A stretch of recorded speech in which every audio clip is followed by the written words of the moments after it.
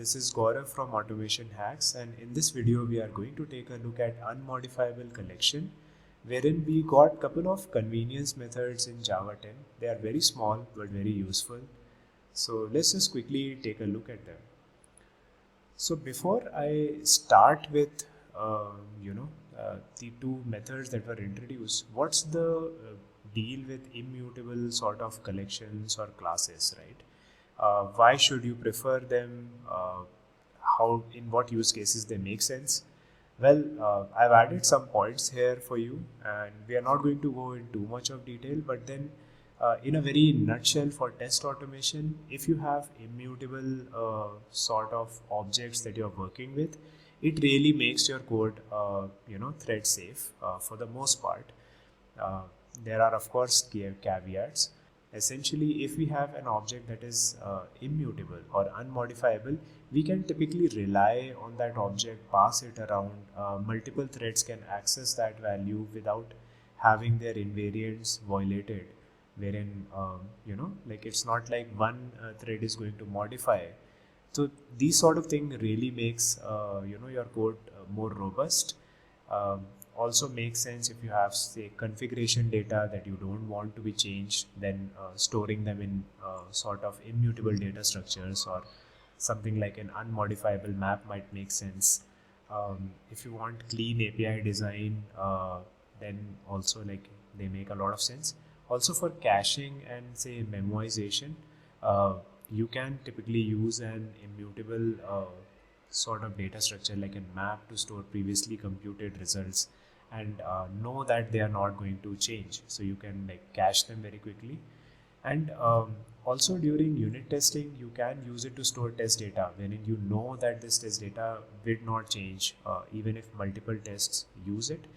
This is a very key point in having isolated tests which are hermetically sealed, in other words as well, and gives you a lot of guarantee for your test automation, right? You can very comfortably run these tests in parallel if they are using a lot of immutable data structures. So enough said. If you are more curious about it, I would encourage you to do some self exploration as well, or read this sort of guide. I have a couple of examples of how Java 10 made working with immutable or unmodifiable collections more easy. So it introduced a method called as copyOf, which is a simple method that takes a collection and returns an immutable instance of it, right?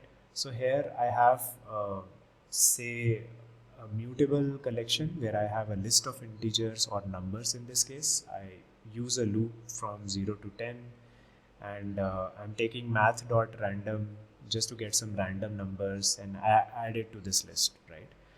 Now I want this particular list to never change, so I'm using a copyOf method that is provided in the list collection, and that is going to give me another list of integers which would be immutable. So if you go and take a look at this Java doc, you can see that it says it will return an unmodifiable list, right, containing whatever collection I provide to it, and it will also respect the order. So this is great. While Java gives us, let's write a test to make sure that it is the same.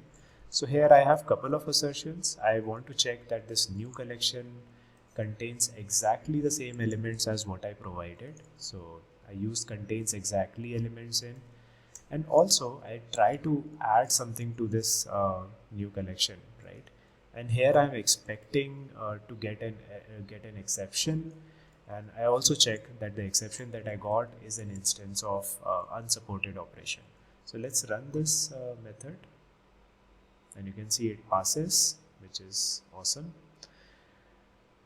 The other way wherein Java 10 made it very easy to get unmodifiable collections is actually by adding toList method to the streams API.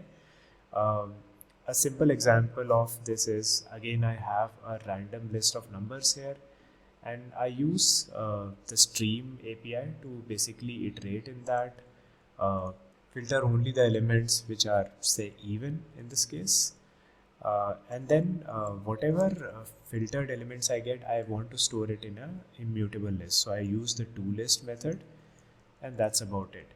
And here, just to make sure that it is unmodifiable, I try to add something to this list. And here I've added that this test should expect this particular exception.